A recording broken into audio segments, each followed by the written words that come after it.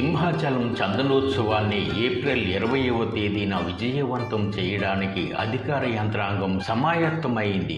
గతంలో జరిగిన లోటుపాట్లు పునరావృతం కాకుండా విశాఖ జిల్లా అధికార యంత్రాంగం ప్లాన్ చేస్తోంది. విశాఖ జిల్లా కలెక్టర్ హరీంద్ర ప్రసాద్ ఆధ్వర్యాన ఎగ్జిక్యూటివ్ ఆఫీసర్ జె వెంకటరావు భవిష్యత్ కార్యాచరణకు సిద్ధమయ్యారు. గత ఏడాది అధికార యంత్రాంగం ఎంత కట్టుదిట్టంగా వ్యవహరించినా ఇంజనీరింగ్ అధికారుల అలసత్వం బయటపడింది. నాసిరకం నిర్మాణంతో గోడ కూలి క్యూ లైన్లో 8 మంది భక్తులు దుర్మరణం పాలయ్యారు. ఈసారి అలాంటి అపశృతులు జరగకుండా అన్ని కోణాల్లో జాగ్రత్తలు తీసుకోవాలని అధికారులు ప్లాన్ చేస్తున్నారు. భక్తులు క్యూ లైన్లలో ఎలాంటి ఇబ్బందులు పడకుండా భద్రత కల్పించడం, షెల్టర్లు నిర్మించడం, ఎలక్ట్రిక్ ఫైర్ సేఫ్టీ తనిఖీలు జరపడం, విఐపి దర్శనాల వల్ల సాధారణ భక్తులు ఇబ్బంది పడకుండా చర్యలు చేపట్టడం ప్రధానాంశాలుగా చర్చిస్తున్నారు. వివిఐపీలకు వేకువజాము 3 గంటల నుంచి 5 గంటల లోపు దర్శనాలు ముగిసేలా ప్లాన్ చేస్తున్నారు.